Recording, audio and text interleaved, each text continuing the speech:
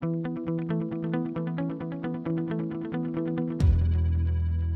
another nugget coming at you. The title of this one is 100% of people that eat bananas die. Think about it, it's true. Soon enough, I'm going to talk a little bit about the parasympathetic nervous system and why it's important to turn that on in some future nuggets, and it'll make more sense on why we're starting with jokes. But for now, I'm going to change up the nuggets a little bit, and we're going to start off with jokes. Jokes that you could share with anyone, including your kids. We'll take joke suggestions too if you don't like my joke and you want to hear one. It just has to be one that we could share with everyone. So here's our first joke. A businessman who was disappointed in his career decided to be a volunteer for the first human brain transplant. And so a brilliant surgeon offered him 3 different choices of brains from his brain bank. One was from a business tycoon, and it was $10,000. Another was from a leading scientist, also $10,000 for that brain. The last brain was from a retired politician, and it was $50,000. So the patient asked the surgeon, "Why is the politician's brain so much more expensive?" And the surgeon said, "Because it's never been used."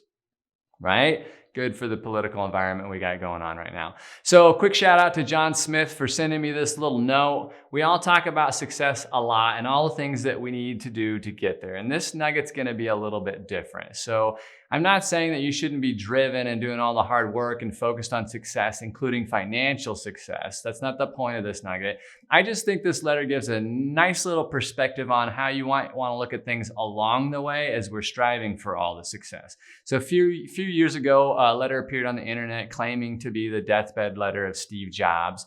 Obviously one of the most successful people our generation will ever know. And while there's no firm source attributing it to Steve Jobs, we can't confirm that it is or confirm that it isn't. I'm still going to share the note with you because I think the point is really important, whether he actually wrote the whole thing or not. So I'm just going to read this letter real quick and then we'll recap. It's very short.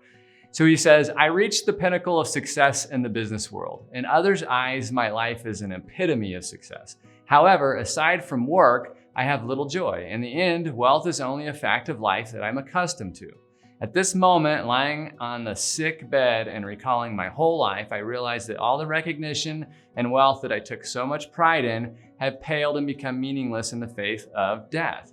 In the darkness, I look at the green lights from the life-supporting machines and hear the humming mechanical sounds. I can feel the breath of God, of death drawing closer. Now I know when we have accumulated sufficient wealth to last our lifetimes, we should pursue other matters that are unrelated to wealth. Should be something that is more important, perhaps relationships or art, perhaps a dream for younger days.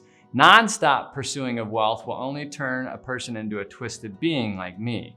God gave us the senses to let us feel the love in everyone's heart, not the illusions brought about by wealth. The wealth I have won in my life, I cannot bring with me. What I can bring is the only memories precipitated by love. That's the true riches which you will follow or will follow you, accompany you, giving you strength and the light to go on. Love can travel 1,000 miles. Life has no limit. Go where you want to go. Reach the height you want to reach. It's all in your heart and in your hands. What is the most expensive bed in the world? A sick bed. You can employ someone to drive the car for you, make money for you, but you cannot have someone bear the sickness for you. Material things lost can be found, but there is one thing that can never be found when it is lost: life. When a person goes into the operating room, he will realize that there is one book that he has yet to finish reading: Book of Healthy Life. Whichever stage in life we are at right now, with time we will face the day when the curtain comes down. Treasure love for your family, love for your spouse, love for your friends. Treat yourself well and cherish others. It's a really interesting read in my opinion. It's attributed to one of the most brilliant minds in the history of our lives, and he went to the epitome of financial success. I think the point really is just along the way, as we're all striving to be successful, that we keep in perspective the things that matter along the way. So the book recommendation is going to be Steve Jobs, the book.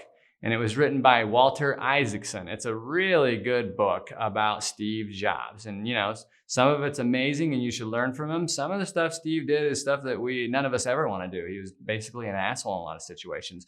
But it's a phenomenal book and you should read it. And I actually love reading biographies. They're great reads to learn about super successful people. This is a good one, so check it out.